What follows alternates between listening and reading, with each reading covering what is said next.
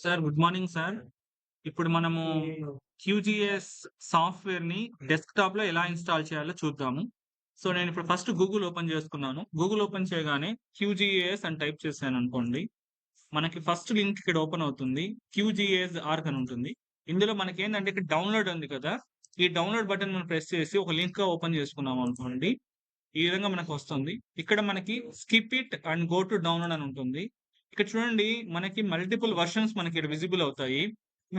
ఇందులో మనకి ఎప్పటికప్పుడు మనకి వెర్షన్స్ అనేది అప్‌డేట్ అవుతుంటాయి. లేటెస్ట్ వెర్షన్ ఫర్ విండోస్ అని ఉంది కదా! 3.44 ఇప్పుడు ఇది ప్రెజెంట్ ఇది వర్క్ అవుతుందేమో. సో, ఈ వెర్షన్‌ని మనం క్లిక్ చేసామనుకోండి. మనకు డైరెక్ట్‌గా డౌన్‌లోడ్ అనేది స్టార్ట్ అవుతుంది. ఇక్కడ చూడండి ఇక్కడ ఆల్రెడీ డౌన్‌లోడ్ స్టార్ట్ అయింది. ఇప్పుడు డౌన్‌లోడ్ ఇది ఫినిష్ అయిన తర్వాత నా దగ్గర ఆల్రెడీ ఒక ఫైల్ ఉంది కాబట్టి దీన్ని ఫినిష్ అయిన తర్వాత ఎలా చేయాలో చూపిస్తాను. చూడండి ఇప్పుడు మన దగ్గర ఆల్రెడీ ఫైల్ ఉంది. Setup file.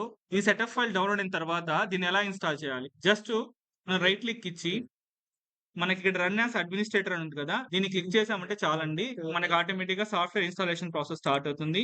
యెస్ అని ప్రెస్ చేస్తాము. ఇక్కడ మనకి ఇన్‌స్టాలేషన్ ఆల్రెడీ స్టార్ట్ అవుతుంది. నెక్స్ట్ అగ్రీ అని కొట్టారనుకోండి అంతే అండి. మొత్తం ఇన్‌స్టాల్ అయిపోతుంది.